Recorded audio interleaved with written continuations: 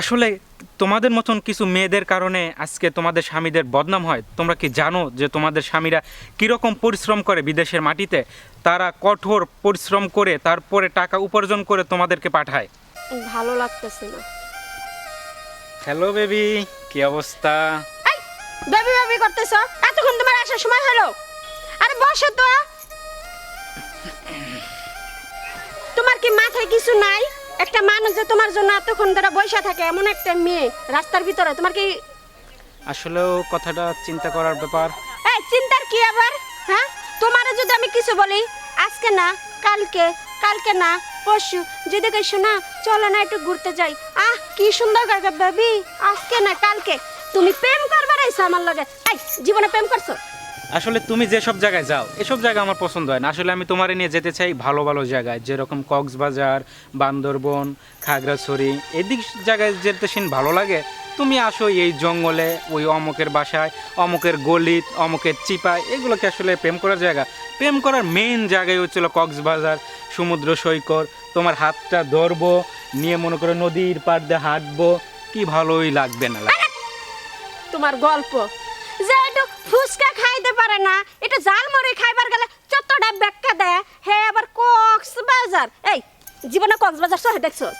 আরে তুমি রাগ করতেছো কেন হুদয়? তুমি আমার চেনো, তোমার এবার আমি কক্সবাজার নিয়ে জামু।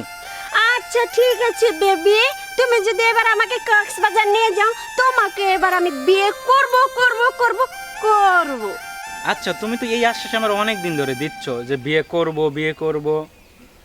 আচ্ছা, তুমি তো আনমেরেড, কিন্তু তুমি সবসময় এরকম শাড়ি পরে থাকো কেন? এটার কি রহস্য, তুমি একটু আমার বলতে পারো? আজব প্রশ্ন। তোর মাথায় কি গিলু নাই? মেয়ে মানুষ শাড়ি পরতেই পারে, আর আমার শাড়ি পরতে ভালো লাগে।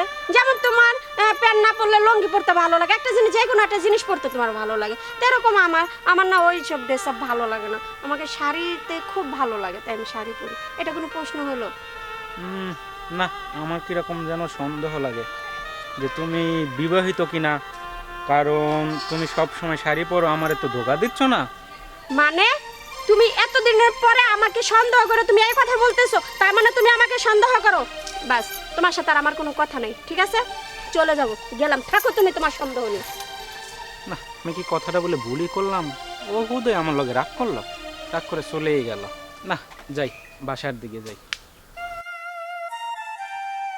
কিরে বন্ধু, কোথায় যাস?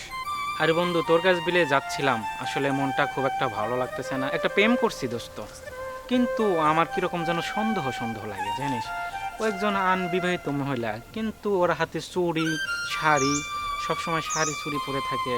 কিরকম যেন একটু সন্দেহ লাগে না? তাহলে চলো বন্ধু, মাসাঙে বসে একটু দুজনে গল্প করি। চলো, কি করার আর, চলো কথা বলি। বসো বন্ধু। আচ্ছা বন্ধু, তোমার কথা তো সবই শুনলাম। আমার মনে হয় ওই মায়ের বিয়ে হয়েছে, স্বামী বিদেশ চলে গেছে, এই জন্য মনে হয় তোমার সাথে কথা বলে। তুমি একটু খোঁজখবর নাও। আসলে বন্ধু, আসলে ঠিকই বলছিস, আমারও এরকম সন্দেহ হয়। আচ্ছা বন্ধু, আমার মনটা আজকে খুব একটা ভালো না। তো আজকের মতো তুই যা, আমি তোর সাথে আবার পরে একসঙ্গে কথা বলবো। আচ্ছা ঠিক আছে বন্ধু, আমি চলে আচ্ছা বন্ধু, হ্যাঁ, আসি তাহলে। শোনা, তুমি কেমন আছো? দেখো, তুমি কবে আসবে বলো? এই মাসে একটু টাকা বেশি করে পাঠাই, বুঝছো? এই মালার সেটটা বানাইছি তো অনেকটি টাকা ব্যয় হয়ে গেছে। ও, তুমি এই কারণে সব সময় শাড়ি চুড়ি পরে থাকো আর আমারে বলো, আমারে শুধু বিয়ের আশ্বাস দিয়েই যাচ্ছ। আসলে তোমাদের মতন কিছু মেয়েদের কারণে আজকে তোমাদের স্বামীদের বদনাম হয়। তোমরা কি জানো যে তোমাদের স্বামীরা কীরকম পরিশ্রম করে বিদেশের মাটিতে? তারা কঠোর পরিশ্রম করে তারপরে টাকা উপার্জন করে তোমাদেরকে পাঠায়। যাই হোক, আমি বুঝতে পারি নাই, এখন আমার ভুলটা ধরায় দেওয়ার জন্য তোমাকে অনেক ধন্যবাদ। আর দেখো, আমি যেটা করছি আসলে এটা করা আমার পক্ষে, মানে এটা কোনো মেয়ের পক্ষে করা ঠিক না। তবে আমার ভুল হয়ে গেছে, আমার ক্ষমা করে দাও। আর তুমি তোমার নিজের মতো সুন্দর একটা মেয়ে দেখে তোমার জীবনটা গড়াও, ঠিক আছে? আমাকে পারলে তুমি ক্ষমা করে দাও, আর এরকম ভুল আর কখনো আমার হবে না। যেহেতু তুমি তোমার নিজের ভুল বুঝতে পারছো, সেক্ষেত্রে আমার আর কিছু বলার নাই। তোমার নিজের দিকে তুমি নিজে খেয়াল রেখো। তাহলে আমি যাই আজকে। আচ্ছা ঠিক আছে, তুমিও ভালো থেকো। হ্যাঁ, ওকে।